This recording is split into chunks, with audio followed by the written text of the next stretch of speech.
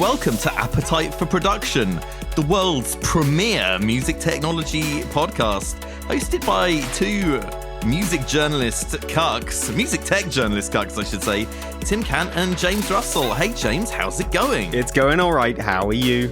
I am well, thank you. How are your body, mind and spirits? Fraught. Good. You gotta be on the edge and stay hungry, mate. You know what I mean? Yeah, this is only going to push me further, I guess, towards the edge. Yeah, I've been edging myself for a while now, so and I highly recommend it.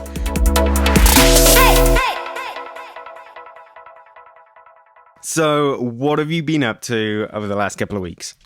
I did. It's going to be the same answer as before, almost exactly, but with slightly interchanged bits. I've done some more Native Instruments video stuff. And very interesting. Yeah, I know, it's really interesting. Do go on. I know, it's really, really boring. And I made the same mistake I made in one of the Native Instruments videos that I made with the tune that I was making a few weeks ago, I was telling you about, where I ended up choosing the wrong kick drum sound with no bass in it. And I ended up having to, before the end of making the video, having to like rethink some stuff, basically rethink my life. So yeah, it seems like I've really got a problem with my kick drum choices, and that's something that I'm really going to focus on over the next 6 to 18 months. How about you, buddy? Well, yeah, you really need to buck up your ideas. I really do. Like, the thing is, I'm constantly evangelizing people's life choices and kick drum choices specifically. So yeah, I really need to get that shit together for myself. So what have I been doing? What have you been doing, buddy? I've been doing surprisingly a lot of things. A lot of things, Tim. Because you are notoriously slovenly. Yeah.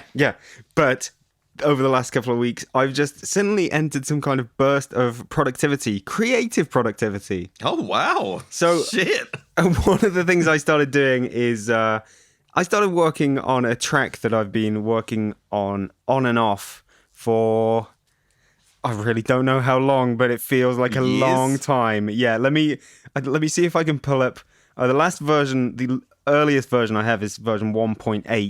Mm-hmm. I've been going from 1.0 onwards, and that was December 2017. Okay, so yeah, year and a bit.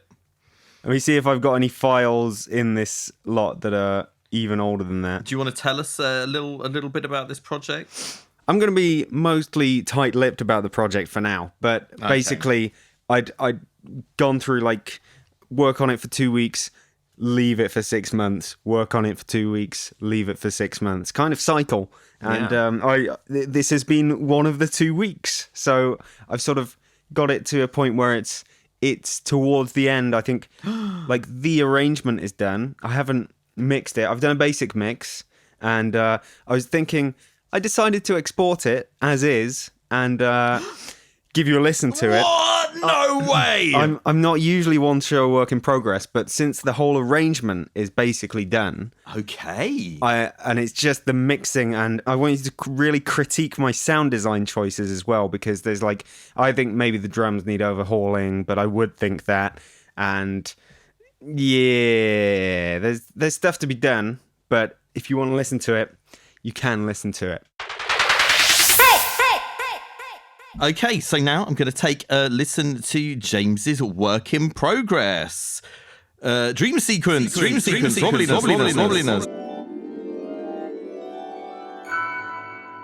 Okay, I've listened to James's music. Do you want to know my thoughts, James? How does it feel? Actually, first, let's have your thoughts, because you said you composed that on headphones, yeah? Yeah, pretty much headphones throughout. I have had some periods of listening to it through proper speakers. And so what is your takeaway from listening to it on my luxurious home setup? There's some rebalancing needed.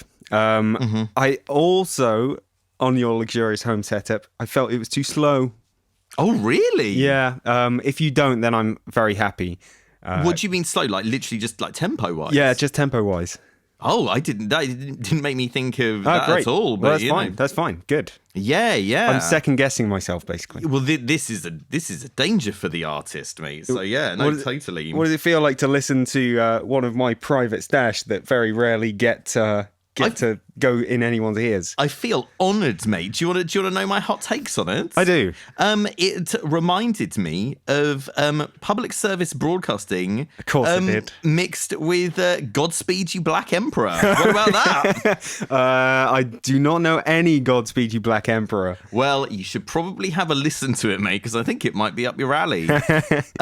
Yeah, I mean, it was the thing that I focused on predominantly, apart from being very interesting, very good, was the drum mix. Now the thing is, it depends really what you're going for.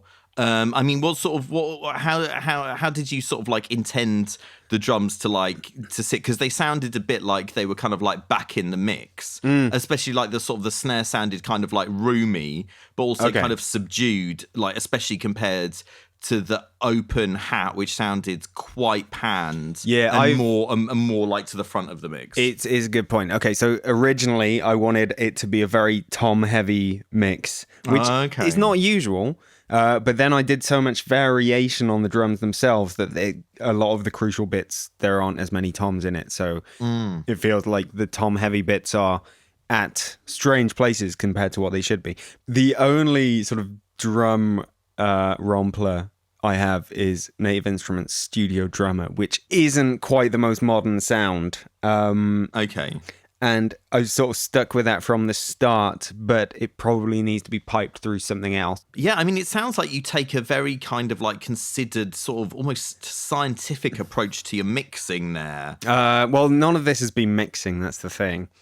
But just like in terms of like, you know, I don't like, so you were saying like, for example, with the studio drums, you'd whack the gain up.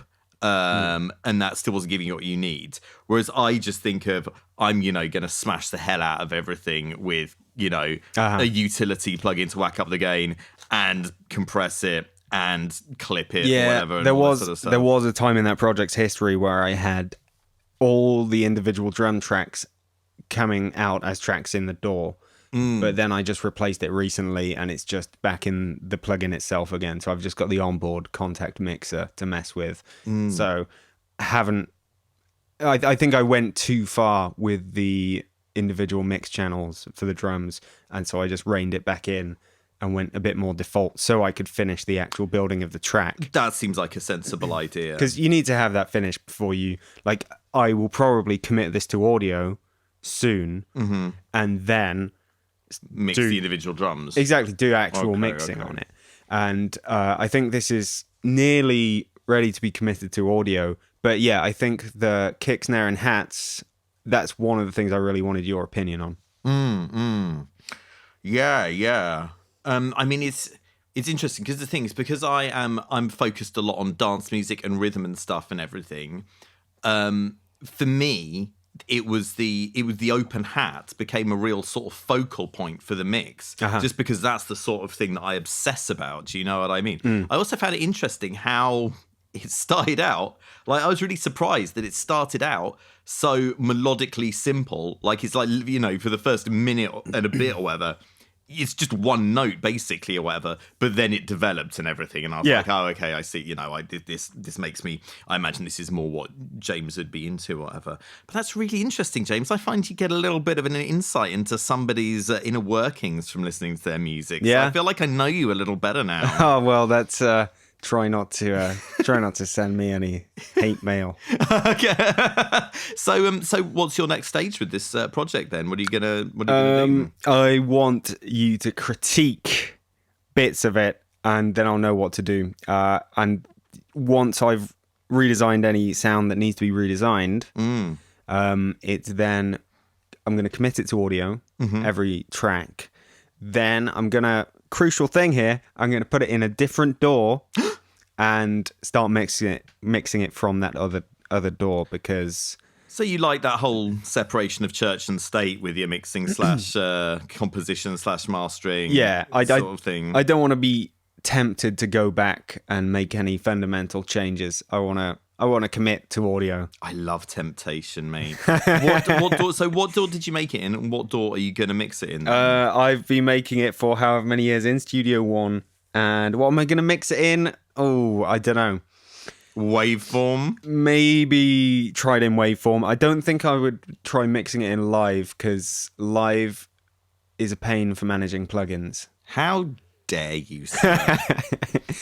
Well, you've got to click on a track, then make sure you've got its plugin pane selected, then click on the plugin you want, rather than having it all laid out in the mixer for you. What are you talking about? Well, I don't understand. If let's say you're using Cubase, you've got your mixer, and you can see all the plugins of all the channels, and so you just need to double click one and bring it up. Oh God! Do you know what? I never thought about that. Yeah, you're absolutely right. But if you're working in live, you've got your mix channels. But then you have to make sure you click the right channel. Yeah, you do. If it's gone on the waveform editing mode or whatever, you then have to click over to the plugins and then find the right plugin. It's slow. That's crazy, buddy. I never even would have thought of that. A bit less routing until 10.1 comes out as well. Yes, so I guess so. That's one good reason to mix it in a different DAW for me. Okay, cool. This has been very interesting. Do you think it's going to have been interesting for our listeners, bearing in mind they won't have heard the actual music? I think it's still kind of interesting. Well, it makes it all the more mysterious when you eventually put it online or whatever you're going to do with it. Yeah, sorry, no one's going to hear it except for Tim. Well, I'm a special boy. Yeah. So that is my, my rewards or whatever. I think it's still nice to have a chat about it, though. I'm mostly glad that you didn't think it was too slow. Yeah, no, it really put me in a mind of kind of like a song that you might get on a late 90s NME CD giveaway. Do you know what I mean, mate? Well, that sort of vibe. That makes me proud. It should, mate, because that was the only thing about the NME I didn't hate. So late 90s NME CD giveaway. I'll make sure yeah. Make sure I put that as a quote. Blinding. So Tim. Yeah. So everybody. Hey everybody. So listen to me now. This is a special episode, sort of. This could be the start of a new era in this podcast. I mean, I don't want to build it up. Yeah, wow, okay. Setting ourselves up for a big fall here, but never mind. We've been doing this for just over a year now, and so we want to try and step things up a bit. Here's the idea.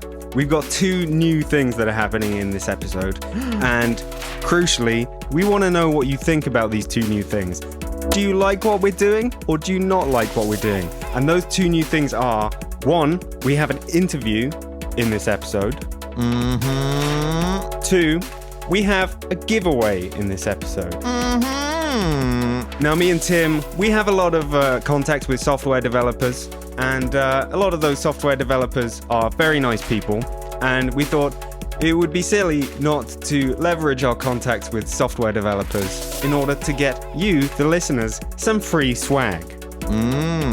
So we're going to run a giveaway, details forthcoming, and the other thing is the interview. Tell us about today's interview, Timothy.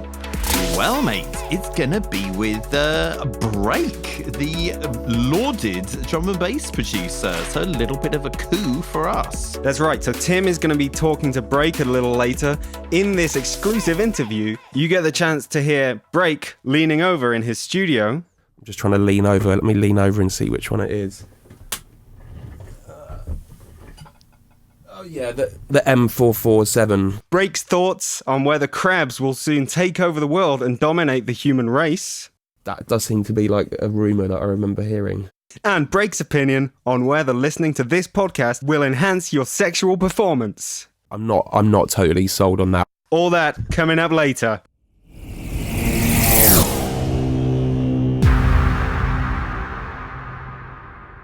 I've been doing some more stuff in my massive creative burst. What the hell is going on with you, James? Yeah, I know, man. Are you on drugs? It's okay if you are. Just tell me where I can get some. I had an idea suddenly the other day. No, you didn't, you liar. What happened? Hopefully, you will be aware of the song Paranoid Android. What, by Radiohead? Yes. Yes. I know Radiohead, not personally. You better. Okay, so here's the idea I had. And I was wondering whether to let this idea out of the bag on the podcast, but I don't think anyone's going to copy me and do it before I get a chance to do it. No. Idea. Take a memo, Gene. I'll get my pen and pad out. I do a mashup of many, many Paranoid Android covers. Okay. So I looked on Spotify. There are like about 100 different covers of the same song. And I want to do a mashup of them. Obviously not of 100 of them, but interesting concept, right? I'll hold my judgment on that. So what is the idea behind the idea? I don't know. It just came to me. Okay. I was like, okay, so instead of like doing a version of the song, or doing a remix of the song, like a meta version. you could do a meta remix, meta mashup. Okay. And have you heard of anyone doing anything like that before? Bootlegging a bunch of covers. Not so much. No, not really.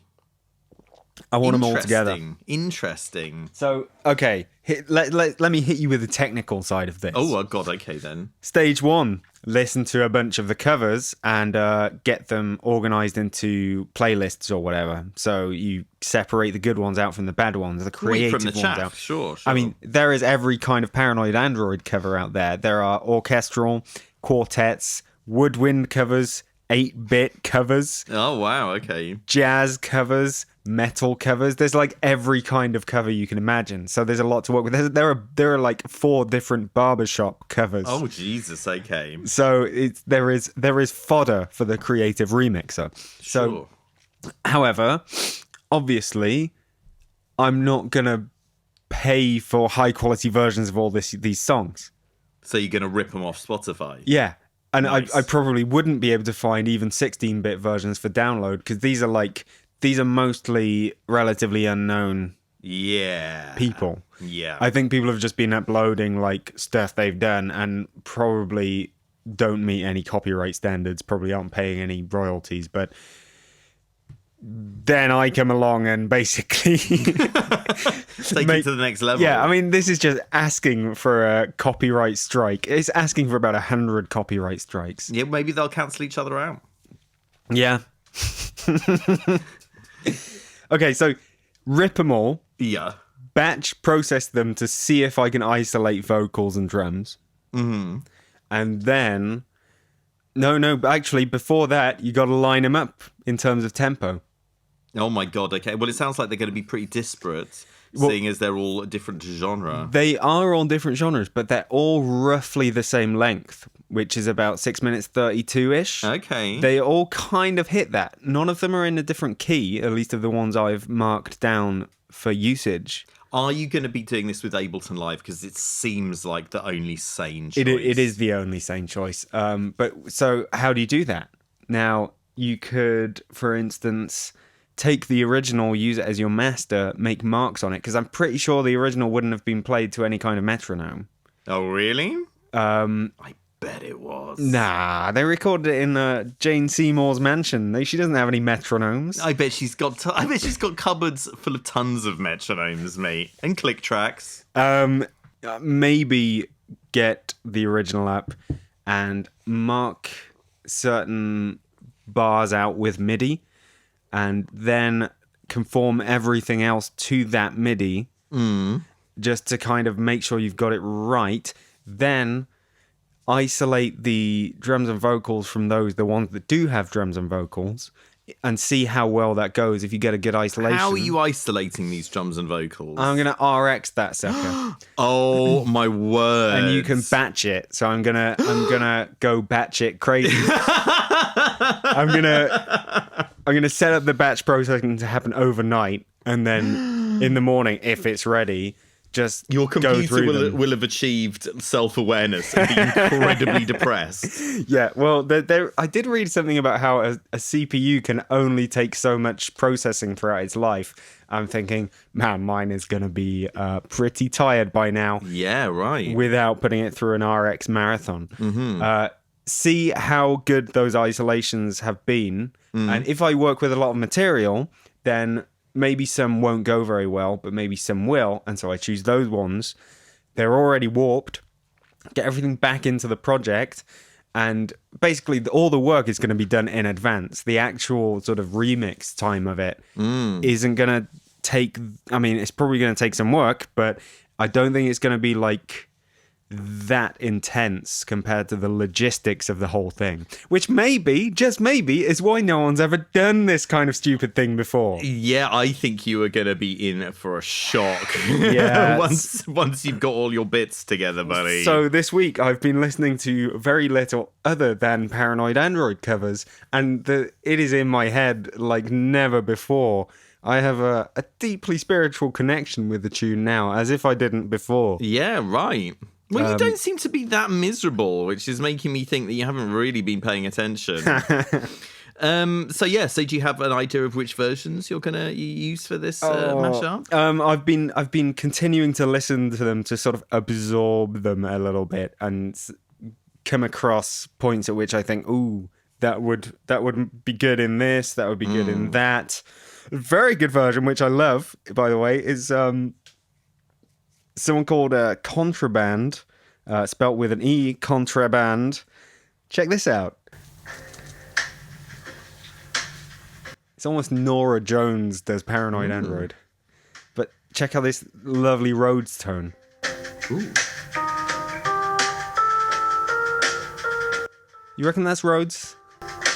It sounds Rhodesy AF, mate. It sounds Rhodesy with the drive turned up to 11, right? I don't know. It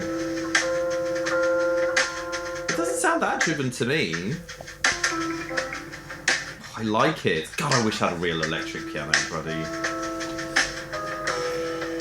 Maybe your vintage keys rack will come in handy for that one. Let me tell you, the vintage keys electric pianos sound nothing like a real electric piano. They're nice and everything, but yeah, authentic they are not. They're so vintage, they're shit. Well, I wouldn't say that, but I don't think your 90s...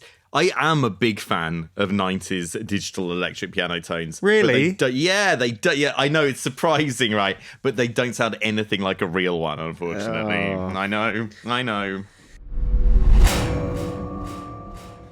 Okay, it is time for our first ever giveaway. Yay! Dun dun dun dun! Oh no, now I have to program a fanfare. Fanfare. I think your impromptu fanfare was good enough. Okay, listeners, everybody listening to this has a chance, as long as you listen to this within the next 2 weeks, to win a copy of discoDSP's Discovery Synth. Now we got a copy to show you. Do you want to pull it up, Mr. Tim? Yeah, why not, mate? Let's have a look for that. Discovery. Here we go. Let's go through a few of the presets and check it out. Okay, how am I going to do this? Oh, there we listen to that. Oh, yeah. Oh, God. You're going to hear a lot of C in this demo. Oh, yeah. Nice. Hang on. I'm going to turn down the output because I'm playing some big chords and it's clipping. Okay, let's have a listen to this, shall we, James? Playing some big boy chords. This is the biggest boy chord of all. Oh, yeah. Fucking hell, man. Oh, it's because I turned down the wrong one. Okay. Right, let's make this really simple. I'm leaving that in. Okay, no, oh, God, okay. Take 7. Let's listen to a big boy chord. Nice sequence patch. I'm going to use my actual MIDI controller. That is the default thing. Let's pick some other sounds that's pseudo-random. Let's do some patch surfing, baby. Oh, yeah. Ooh.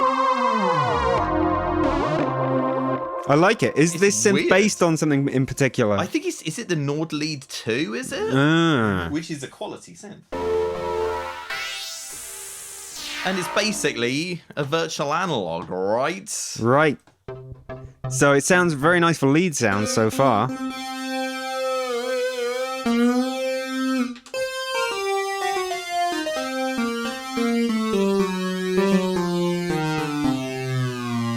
There you go. Nice work, Takeshi. Yeah. No worries, man. Do you want to join my band? Yeah. It doesn't exist. Oh, some ARP action.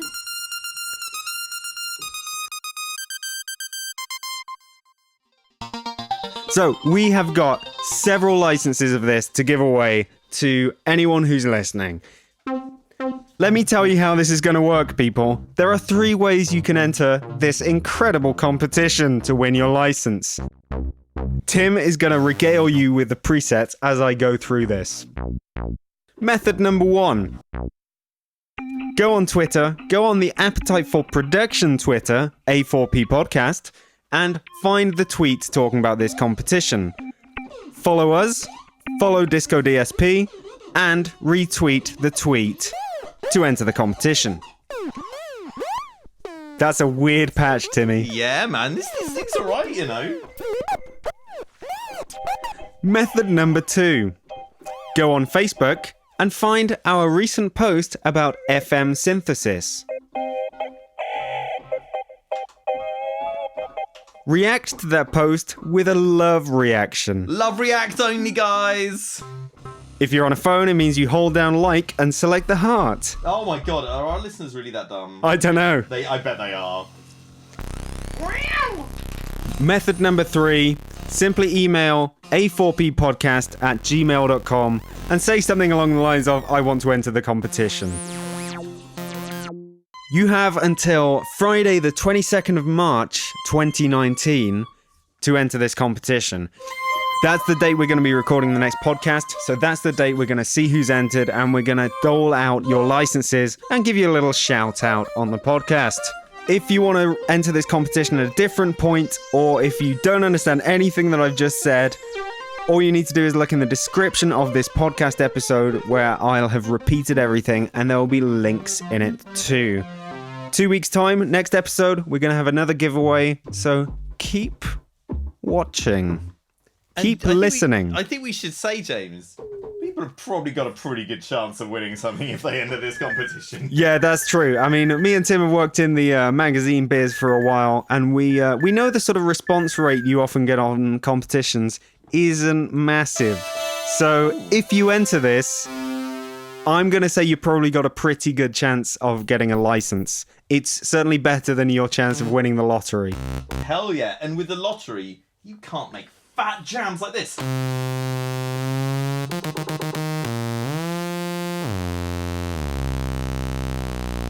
about that? Boom. I think you need to go back to keyboard school. I know. I never went to keyboard school. Can you tell? Yep. Bomb. Here we go. Oh, yeah. Bouncy, bouncy.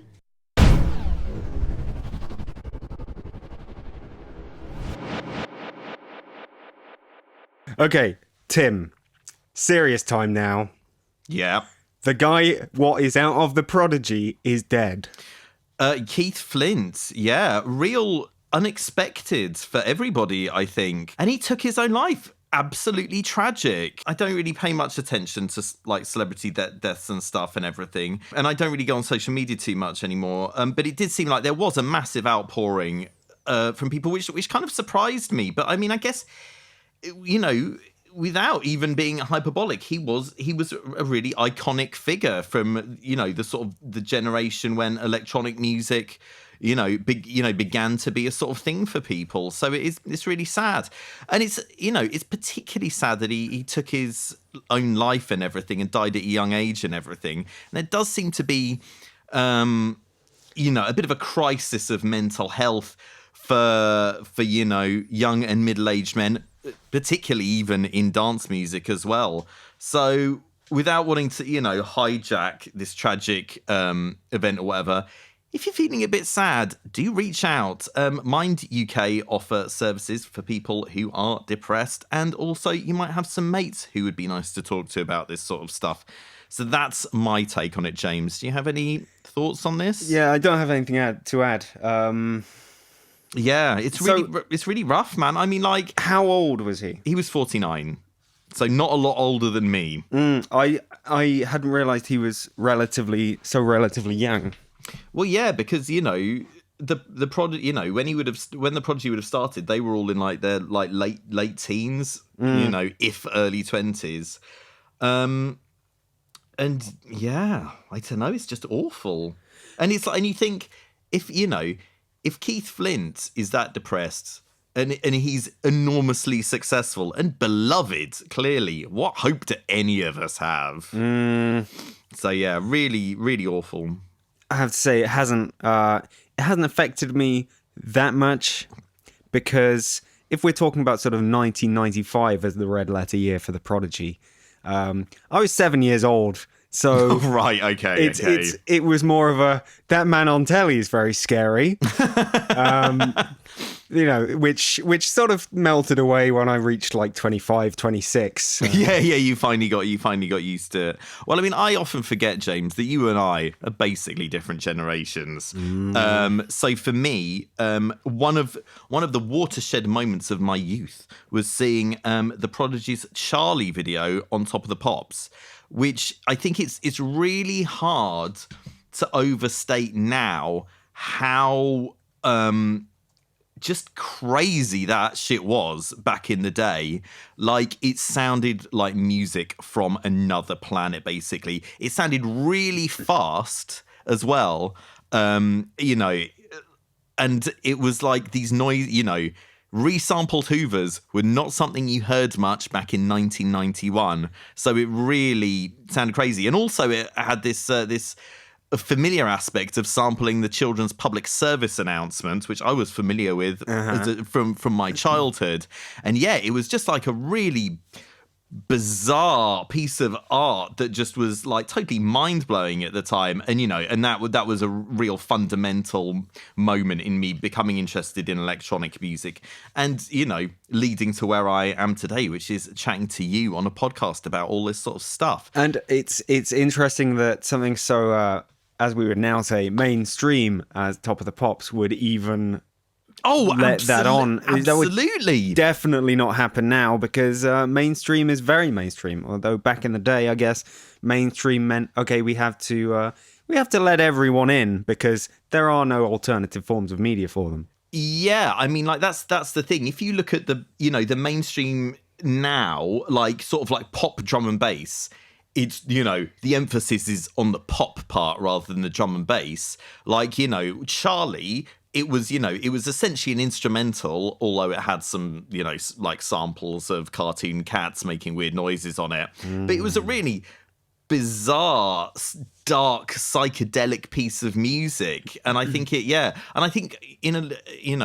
makes me think, from what you're saying, we've really kind of gone backwards since then in terms of what we're prepared to open our minds to in the mainstream, really. It's the Overton window, Tim. It is the Overton window, and we need to move it back to the Overton window towards weirdness, mate. I guess it's because there are so many channels where the weirdness you're can go, right. And the mainstream has become annoyingly so mainstream. Yeah, man. And I know we were talking earlier about like sort of like the mainstream of stuff on YouTube, mentioning no names. But yeah, I mean, it does seem like people are increasingly unwilling to step out of their comfort zone. Do you know what I mean? And yeah, people are taking that very mainstream idea as a template and maybe becoming even more derivative. But it just sounded like an old man when I say that. Yeah, totally. I mean, with reference to the Prodigy in particular, it does seem like that was a moment in time that won't be replicated, where you would have these really kind of outrageous, they were kind of, almost avant-garde in terms of, what their contemporaries were. Like, this was, Charlie was getting into the charts at the same time as I'm Too Sexy by Right Said Fred. So, there's something I can relate to. There you go. And like nowadays, you don't see, and I can say this without fear of being labelled an old git or whatever, because you don't see that juxtaposition in modern mainstream pop music anymore. It simply doesn't happen. The homogenization is real, I think. So I think it's important to celebrate what the Prodigy have done, and I think often electronic music doesn't, especially more like more accessible forms of electronic music. I mean, like rave friendly forms of dance music that get played by DJs. I think that doesn't really get a lot of sort of critical attention or critical acclaim. And I think if you listen to the Prodigy's first album, Experience Now, which is one of my favorite albums ever, I think it's an absolute masterpiece. I think Liam Howlett was, absolutely at the cutting edge of dance music, especially back in those days. So yeah, I think it's right to give the Prodigy the acclaim that they, really, really deserve, basically. On the plus side, what it made me realise was that the Prodigy did have just an absolutely enormous influence on loads and loads of people. And, it's great that they managed to do so much for so many people. And it makes me feel good about people making exciting, innovative dance music. And I think, all the Prodigy members can be really, really happy with what they've created and what they've done. And and they've inspired so many artists whose music I love as well, that I think I think it's a great time to remember the contribution that they've made. And even though Keith's death is really, really tragic, a lot of good has come out of their work. So yeah, and maybe it will inspire people to bring that attitude back at least a little bit and open their minds. I really hope so. Thinking about all this stuff has made me want to try and get back to that feeling that I got when I heard their music for the first time, which was, it felt like it was unrestricted by sort of commercial pressures and everything. And it's really made me want to do stuff that I feel really says something and, gives people the feels, basically. I think we've got to get back to the feels, guys. There's a lot of people making music that's just box ticking right now that they're probably not even making that much money out of anyway. So why not just go full on and say, okay, I'm going to make this art that isn't all about fitting into a box and making people like me. It's more about really expressing something. Tim, it's time for our first ever interview. Is this a new regular feature? Yeah, hopefully. Like I said earlier, let us know if you like having an interview in here. Let us know if you don't, whatever. Or if you don't care, don't do anything. I just want to say again, I really don't care people's thoughts anymore. So we are talking to Mr. Charlie Bierman, aka Break, the producer's drum and bass producer. Yeah, kind of like a stalwart of the scene who gets applauded on the regular, I think it's fair to say. Yeah, Break's made a lot of great music, and more recently he's ventured into mastering with Cygnus Audio, is that right? That is correct, yes. I thought it'd be cool to have a chat to him about both of those things that he does and find out, some of his influences and everything. Take a look behind the music, James. Okay, and not only do we have an interview, we have some specific new interview theme music to go with it. Yes! Written in the style of the TV show Frasier. So what's the concept? People are phoning up Frasier and discussing their problems with him. Yeah, I guess so. Or you're having some witty repartee with each of our guests. No, well, I think that's, yeah. I mean, I definitely think of myself as Frasier to your Niles. So I think that's a pretty good shout, man. Yeah, nice. Is that something about our hairlines? Yeah, very much so. Roll the interview.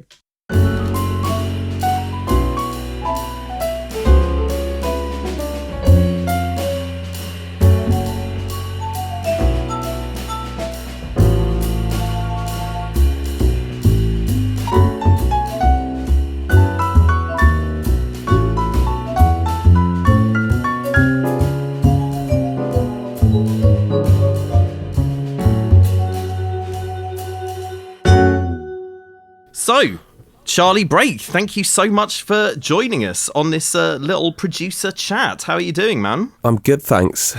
How's everything your end? Yeah, it's all right, apart from I've got yet another cold, basically. I don't know what I'm doing, man. I'm eating a lot of fruit and veg these days, so I don't know what else there is left to try.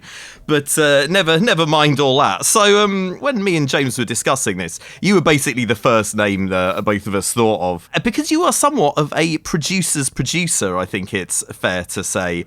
But what I wanted to know was, what producers do you like, of any genre? Like, what producers do you really, really rate? Wow, I needed some prep time. It's always that question of what's your favourite track, what's the best. Oh, I know, man. It's terrible. It's terrible, isn't it? I mean, do any names spring to mind immediately? I mean, yeah, from, within drum and bass, I love what Skeptical does. I like, I love Calix and TB's production. I've done a bit of work with Mefjus, remix and collabs with him. He's really good. Spectrasol.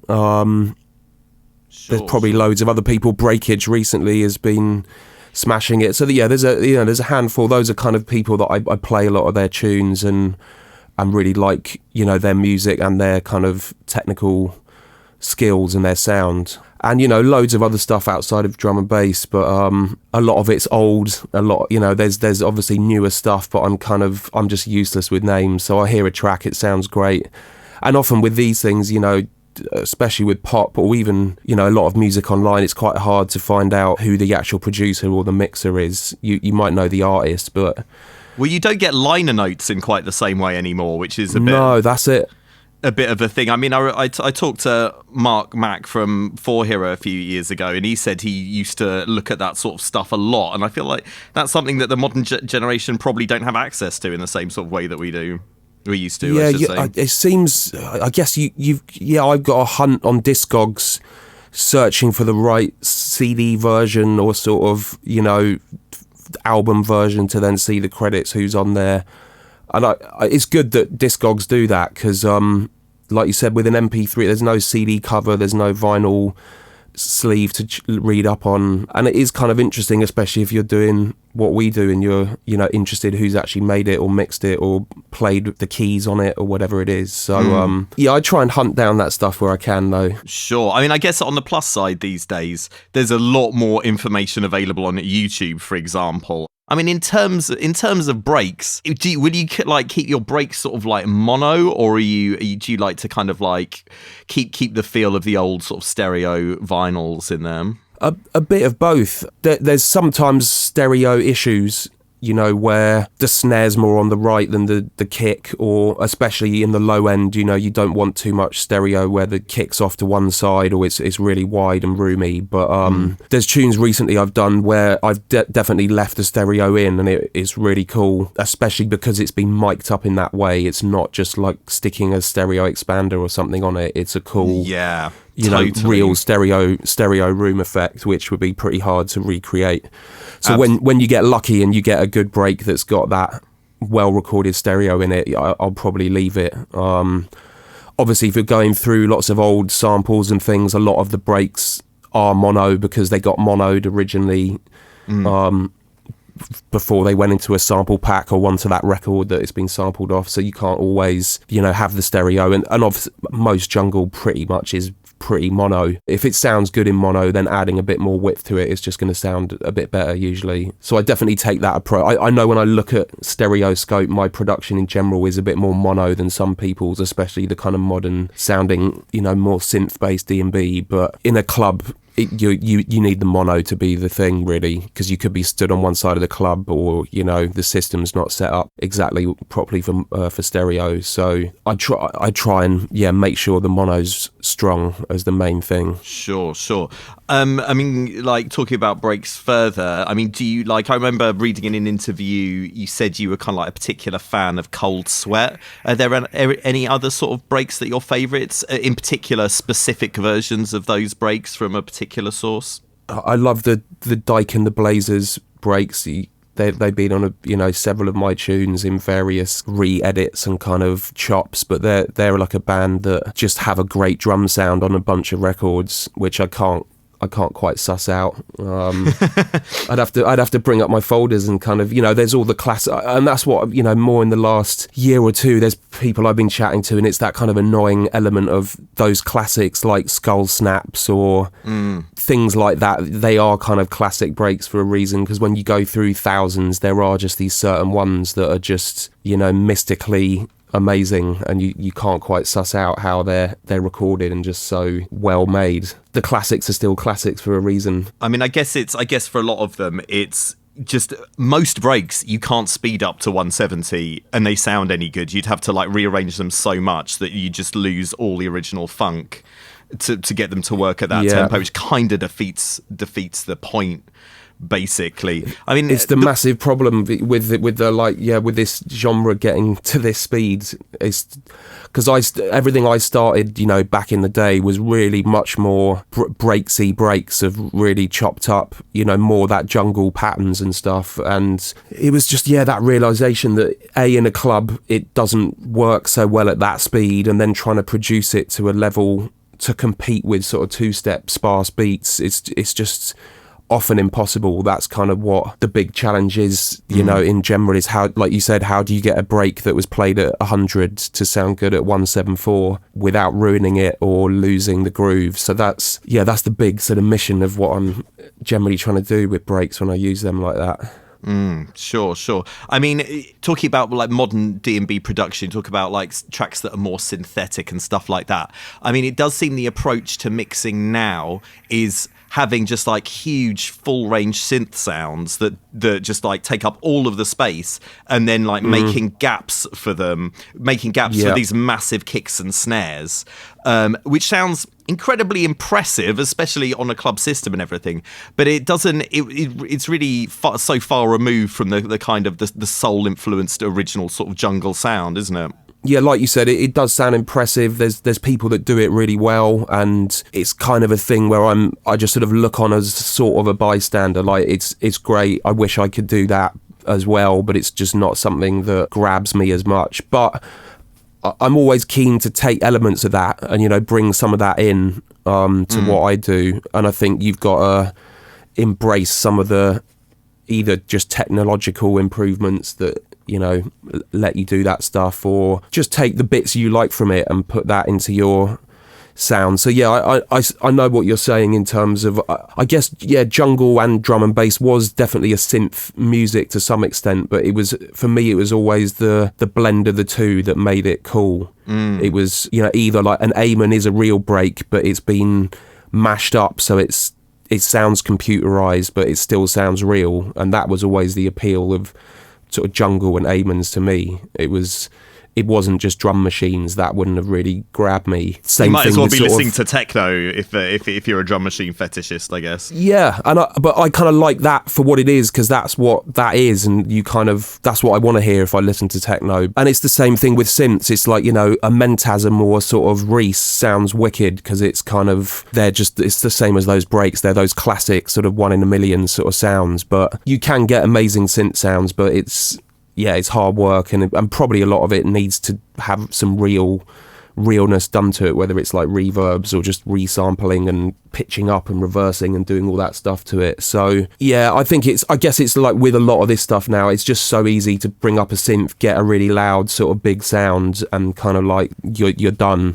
But it doesn't quite tick the box as well as some of those other elements, like you said, the soulful stuff that kind of, for me, makes jungle drum and bass what it is. I mean, do you still do a lot of sampling from vinyl? I do, probably less so. I guess part of it is I've got so much on the hard drive over the years, you never quite used it all. So I do often go back through these folders I've made. There's some elements of, worrying about clearance for certain things, but no, I do it. I used to do more of these big sort of charity shop runs, and I just go and get 50p pound records and just bring back 40 or 50 of them, just pretty much random. You'd either pick a sort of fun cover or just take a punt looking at what it was. And like we said earlier, it's like a lot of them would have some blurb on the back so you could get a gist of what the record was about. So I've got a load of cool stuff just from weird sort of easy, it's basically whatever OAPs in Bristol sort of took into the charity shop basically.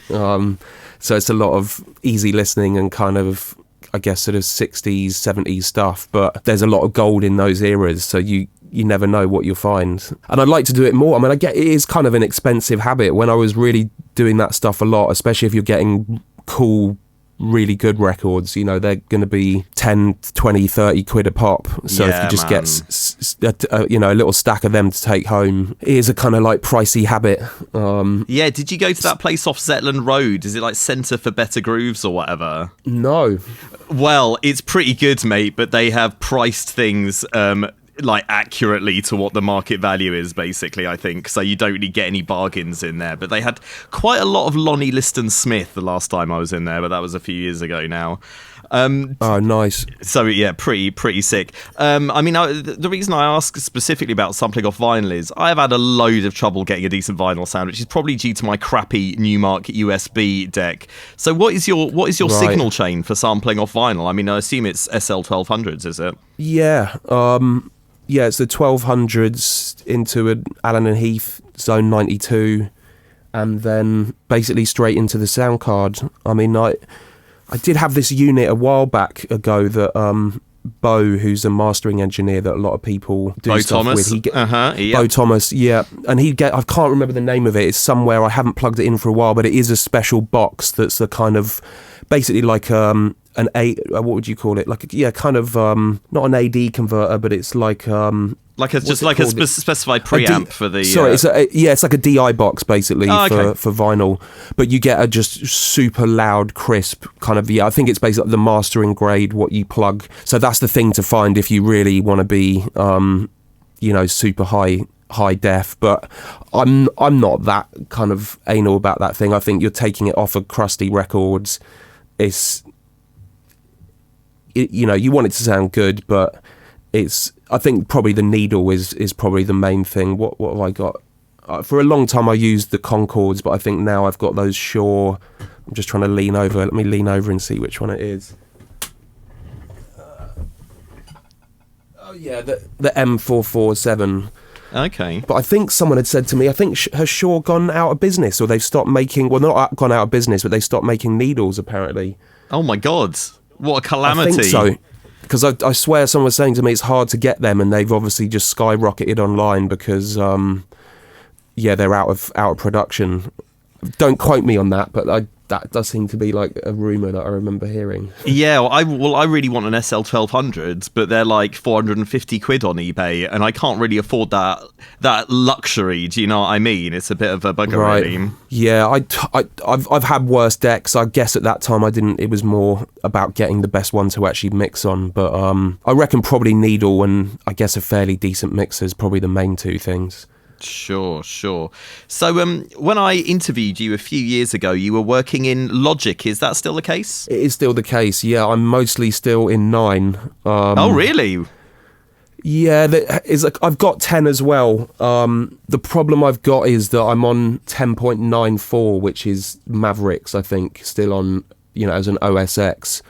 So I can't upgrade Logic 10 to the sort of newer version without upgrading the operating system. Nightmare. Which I never do, basically, unless I do a full fresh install on another hard drive, because it's too risky. So I am waiting to either get a new computer or to do a fresh install on another hard drive again. But I've used 10, you know, a fair bit.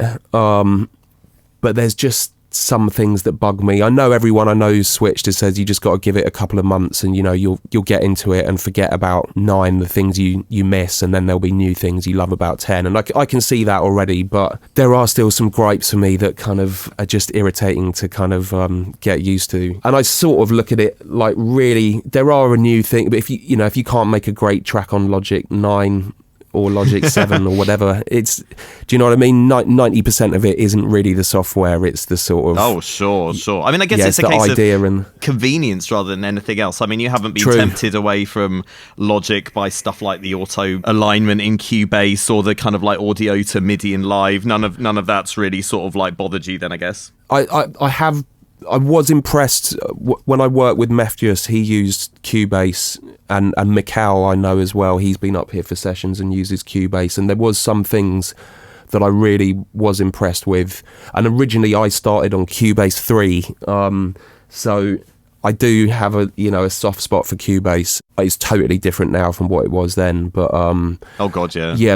There were the audio editing and the kind of the real-time printing and just some of the ways you can manipulate audio and things like that, I was impressed with. But you always seem to be mid some project, so trying to do a switch, which is going to take a few months of learning and sort of experimenting, it just never feels like the right time. That's kind of always the issue. And you're using Wavelab for mastering, is that correct? Yeah, I love Wavelab. I've used that for a long time, and I've always used it for sort of audio editing. And yeah, originally I used that for sample. I do declicking and things sort of manually in there. Oh, really? Right. Because that's what's nice about Wavelab. You can literally just draw on the waveform with a pencil. So that's how I used to declick everything, and it was pretty effective. But obviously RX now from Isotope is really impressive. So I use that a lot for all my restoration or sort of cleaning or post-productions or pre and post-production stuff. But yeah, Wavelab's great for mastering. It's the sound's great. It's very snappy and kind of just sort of reliable with the rendering. And you've got these sort of montage modes with the clips, so you can have your plug-in chains on each clip of audio, and it works really well for mastering. It ticks a lot of boxes. So yeah, I'm a big. That was actually what kind of slightly drew me to Cubase. I thought I know there's a lot of those Wavelab features in Cubase. It's something I will probably try this year and see how I get on with Cubase. But I think once you've used Logic for sort of 10 years, it's just it's second nature. And you don't want to have to retrain all that muscle memory, I guess. You know what I mean? That's it. Yeah, you got all your key commands and just sort of know where everything is. So I think it's probably Logic for life. Wicked. I just wanted to ask you before we finish up about mastering, because you're still doing a lot of mastering, I take it then. Yeah, it's been really busy the last couple of years, and it's going well. So yeah, no, it's a big part of every week, basically. Yeah. I mean, do you not get bored of it or anything like that? Just getting tons and tons of people's tracks through, whatever? Not so much bored, because I think the fun bit about mastering is just that challenge with each tune to try and make it sound better and achieve that. But I guess it's more just the constantness of you finish 10 or 5 and then there's another 5. It's just the time and the organisation of keeping up with it, which I'm not. They're not my strongest sort of skills. So that's more where the burden or the stress is just I've got 5 more that I need to get done this week. So it's more just that organisation side of it, really, or the time. But I really enjoy doing it, and it's actually taught. It still teaches me a lot for my own production and mastering. My tracks or other people's tunes, but it does help. You always hear sort of producers can't be mastering engineers or vice versa, but I'm not totally sold on that. I totally get that if you specialise, that's a good thing to do. But they've both played into each. They both played off each other really well for me and kind of taught me stuff either way that's been really handy. Yeah, I mean, I would say, even though a lot of mastering engineers are very good, I have had some questionable results from mastering or whatever, which has baffled me. Like stuff like audible distortion or whatever. I mean, have you ever gone back to any of your masters and thought that was no good or whatever, or that there was something I could have done differently there? Yeah, I have had that issue. The odd time where I guess I get it from mastering engineers' point of view. You probably just don't have time to sit and listen back. You'll spend your time at those certain sections of the tune getting the mastering right. But to be able to sit through that all, especially let's say you're doing an EP for someone, you got 4 tracks. I get that occasionally you might miss the odd little bit here and there. 4.5 minutes in, there's one little or something. I mean, ideally you don't want that, but it can't always be 100% foolproof. So I'm not at all averse if someone spots that and they're just like, oh, there's a little thing that happens here, or there's a little, generally not clicks, but it might be the odd bit of distortion or just something doesn't react with the chain the way the rest of the tune does. So I don't think it can be 100% perfect every time of those little things. But from having that and knowing that people don't want that, I do take a lot of care to try and avoid distortion. That is one of the main things you don't want. It's generally tricky where it's sort of filter sweeps and quite often breakdowns where there's like bass and a vocal or a pad or something. Those are your usual suspects. Sure. So I've kind of learned where those things might happen and try and check those points in tracks when you're doing things like that. Yeah, sick.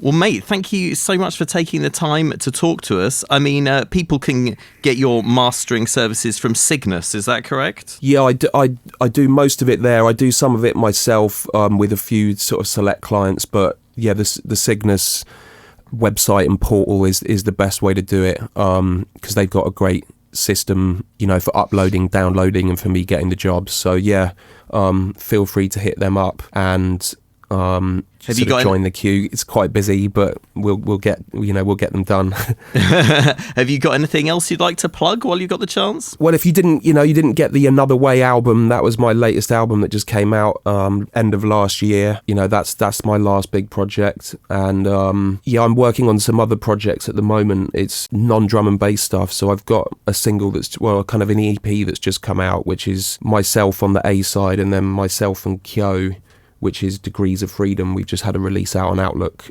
Recordings, which is like part of that Outlook Festival brand. Right. So that's actually a little mixture, that one, of sort of kind of dub and house vibes, sort of house techno vibes. And that's something we'll be pursuing a lot more this year, which is mainly more down the house route as Degrees of Freedom. So yeah, more stuff of that to come this year alongside, the regular drum and bass releases. Yeah, everyone's doing techno right now. Have you got a techno project up your sleeve? Sadly not. It's more sort of tech house. We're not doing so much of that with that project. It's more kind of vocal deep type stuff. I do like tech house, but yeah, techno I like, but I probably, need a bunch of modular synths and drum machines, and it's a whole next thing to get stuck into. So yeah, I really enjoy it, but I just don't have enough to. I've got too many genres on the go as it is. That's fair enough, mate. You want to focus on that stuff, mate. Thank you so much for taking the time. See you later. More than welcome. Nice one. Take care. Well, that was a very classy experience. It was extremely classy, wasn't it? I feel that's really something that we as a podcast bring to people that they can't really get anywhere else in this whole field. An air of the bourgeois sort of plug-in software market. I definitely think of myself as a Prosecco socialist, mate. So that's definitely a good look. I've been supping on my tapenade all the way through. Well, yeah, I know. It was kind of distracting. So I feel like we should shout out Break's website, specifically the Symmetry Recordings website, which is symmetryrecordings.co.uk. So go and check it out if you want to listen to some of his music. Is Symmetry Recordings by any chance Break's record label? It is Break's record label. Indeed. That's right. So big thanks to Break for getting involved. Let's continue. Okay, Mattimmy, it is time for Random Context Instrument Corner. What the hell am I looking at, James? I'm going to have to put my glasses on for this because this is, for some reason, very intense for me. Right, tell me what's happening. This particular context instrument is called a psaltered zither. I don't understand what the pun is there, really. I don't think there is a pun. There's a psaltery, which what is psaltery? Some kind of fretless string instrument. Okay. Anyway. I should be less of a grump. This is a zither instrument for contact. 10 contact patches, 24-bit, 48K multi-samples, and it's 4 gigs of zithery goodness. Check it out.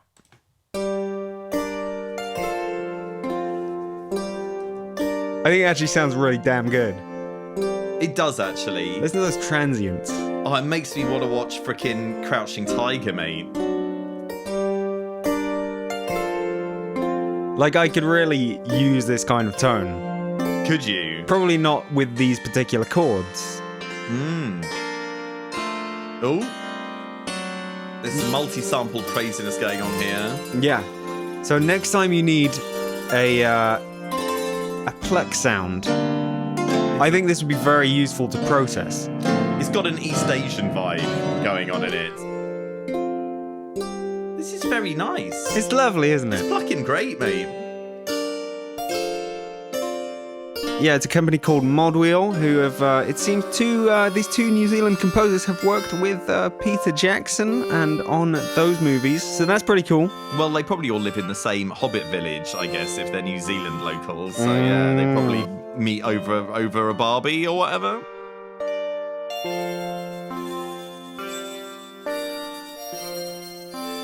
So next time you're making a electronic music banger, why not consider throwing a zither on the Barbie? Oh God, that is almost offensive. Do you want to know an interesting fact? Go on.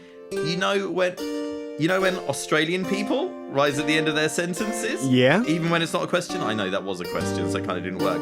But apparently that's called a high-rising terminal.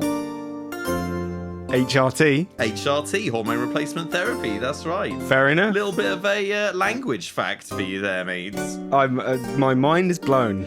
How many clams for this bad boy? This zither, regularly 89 US clams. And it's on sale now. Ooh. It's got a special intro deal, and also you get their free kalimba instrument. I love a kalimba. If you're into thumb pianos, for 65 US clams. Thumbing it in is the way I go, son. So yeah, that sounds worth checking out, I reckon. Yeah, if you want something interesting, you can't really go wrong with a zither. Mm-hmm. Can you? Yes.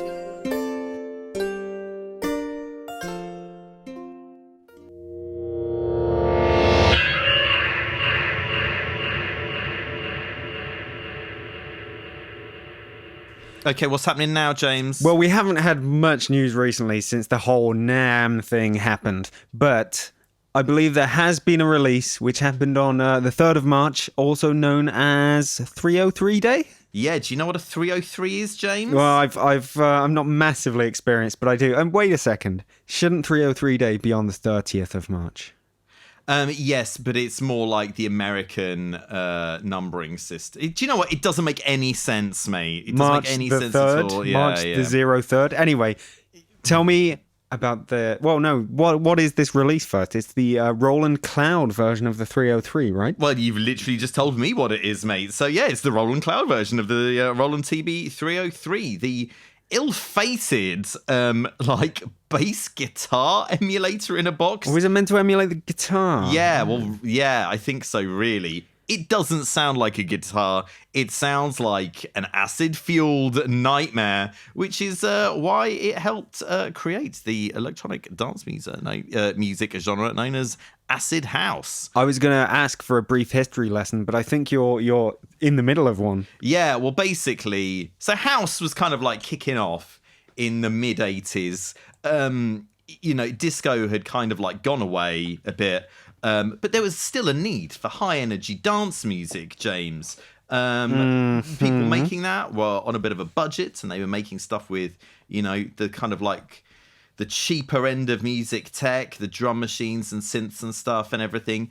And they started mucking about with this ill-fated and subsequently a rather cheap bass instrument called the 303 that was capable of creating some insane noises. And when pushed to its limits, right? Yeah, totally. So it's like a single oscillator thing. You can select it between a square and a sawtooth waveform, and it had crazy resonance and filter cutoff stuff going on in there, and you could really tweak it around and create some warped, psychedelic bass and lead noises with it. Okay, and I have no idea what this is. Have you never used like a 303 plugin at all?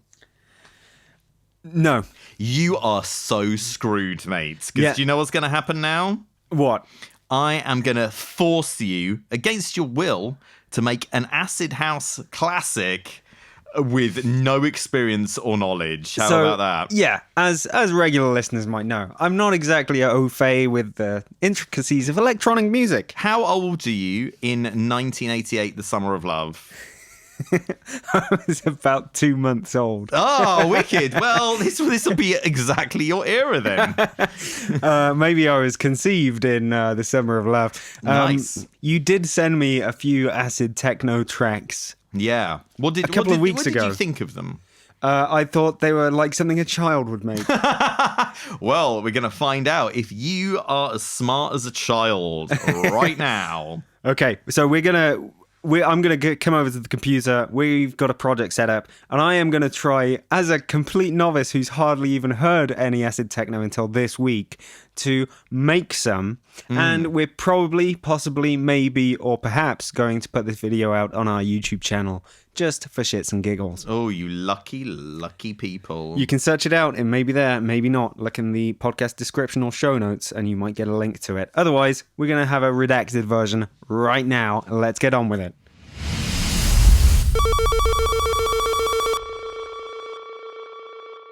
Okay.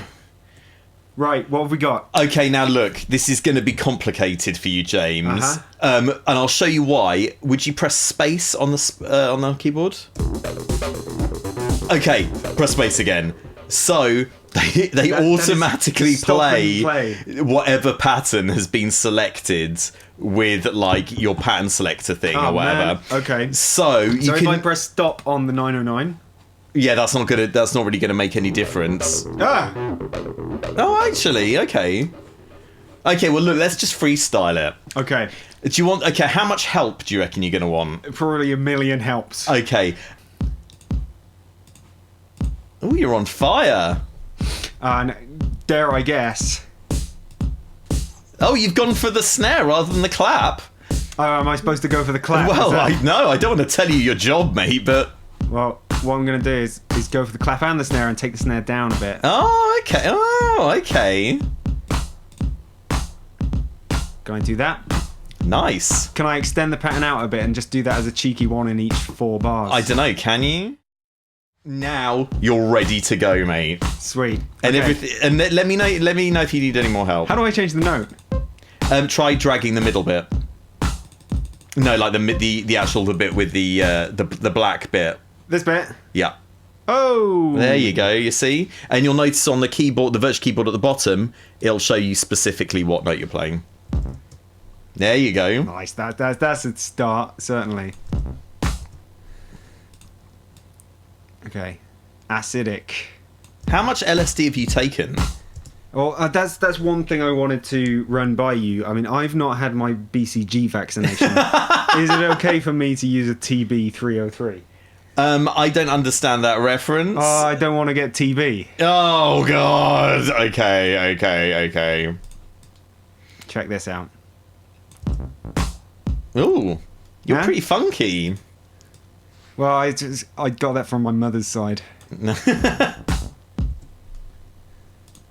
Something like this. And remember, so once you've come... Okay, I'm just going to shut up. Huh? You like that? Yeah, nice. Is that acidic enough for you? Yeah, it's lovely. And now I'm going to push it up. Maybe D sharp. I don't think that's going to work, but let's try it. Huh? I like it, man. It's all right. My first techno time. Everyone remembers their first techno time. You're going to remember this for the rest of your short life. Actually, yeah. Invert. Nah. I'm a forward kind of guy. Okay. Like, the thing is, having a bit of a variation, that's kind of a bit vain and bourgeois for acid house. Yeah, exactly. So I wouldn't worry about that too much. So next, what I suggest you do is you add some hi-hats. Of course. And then we get some kind of like swing going on. I really want to know how I'm going to vary this throughout the track, because I want to make like A pattern on the drums, B pattern on the drums. No, I just got to keep going with the same thing. Oh, yeah. Nice and tight, I think.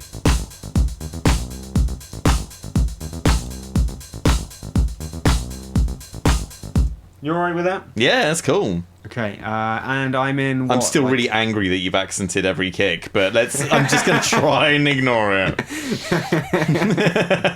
Well, maybe if I turn the attack up. Can you turn the snare down at least? The panel. Ooh. So, maybe have a look at that after you've done a bit of programming with the main knobs, I would say. Okay. As in these knobs. Yeah, and then you can go back to them afterwards. Let me see what each of them does. What's that one? Env mod. Does that just change how the envelope responds? Yeah, so what's the decay doing? Nothing. So you're going to have to turn that up. Doesn't make a difference. Yeah, so you're going to need both of them turned up a bit. And maybe add some accents in the sequencer. I thought you didn't like accents. No, I do like... Okay. You got a funny accent. You definitely need to accent the 303. Okay. I would advise against accenting every kick in a drum sequencer. But, you know, whatever. Now, and maybe have a look at the distortion effect. Now, obviously, this stuff wasn't in the actual original 303, but people did tend to distort them quite a lot. So that's something that Roland have added for our pleasure. Let's go with it.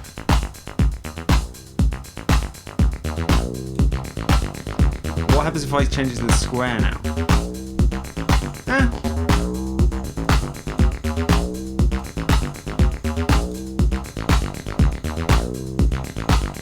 I can get with that. Oh, yeah. Nice and farty. Something like that. You like that? No, I want more resonance, more envelope mods. Can't get much more resonance. Okay. More accent. How's that? More accent. More accent. Oh, there we go. Yes! No! Up! Back up! Come on! Make it squeak! Come on! Up on the cutoff! Come on! There you go, that's it! That's acid! No! Stop turning it down! Now mess with the decay time. No, the decay... Oh yeah, there you go. How come the decay's not doing anything? How much is it? What's the old mod set to?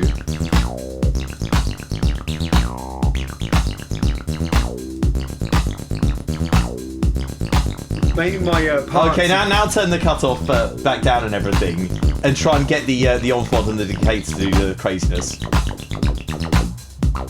Oh, there you go. That's it. It's where it goes. Whoa. There you go. There you go, son. You like that? Yeah, I do like that. Maybe set the delay mode to one of the delay things and get a bit hard floor with it. So you're gonna get one. That's it, up. We want them up, yeah. I'm starting to enjoy myself. Yeah, wicked! I knew you would. Now let's have some other drum sounds in there. Okay. Just whack some in real time. There you go. Let's have those 4/4 rides, come on. Yeah. Rides on the kick. Yep. Rides on the accented kicks. Yeah, that's right. Where's the ride? The goddamn ride. That, you just put the ride on. Oh, right, on there. Right, okay. Oh my lord.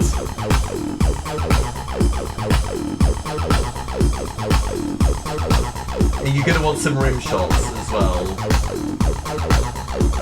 Okay, what do they sound like? You'll find out.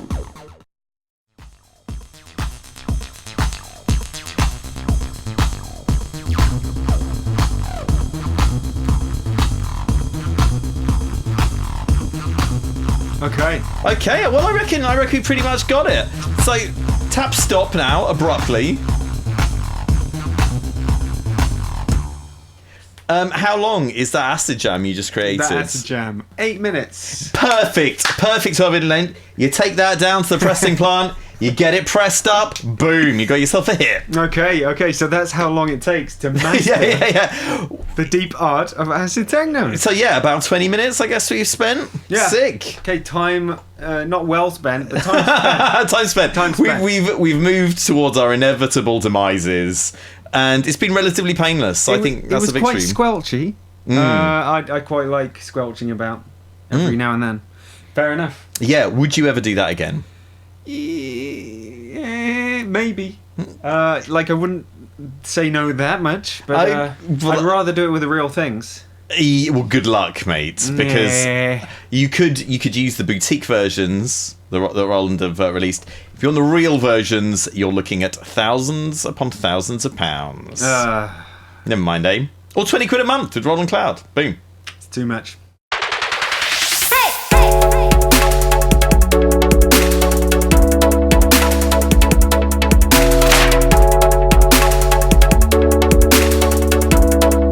Well, I am, at the very least, Tim, overtired after all that stimulating content. Yeah, you seem a little bit cranky and like you need me to swaddle you up so that you can get some sleepy bye-byes. How about that? Yeah, I think it's time. Okay, wicked. Well, thanks for joining us, everybody. It's been an emotional roller coaster, to put it mildly. I'm gonna go cry into my pillow, but we'll catch you again in 2 weeks' time. Yeah, I look forward to sucking the moisture out of your tear-filled pillow later, James. See you in a couple of weeks.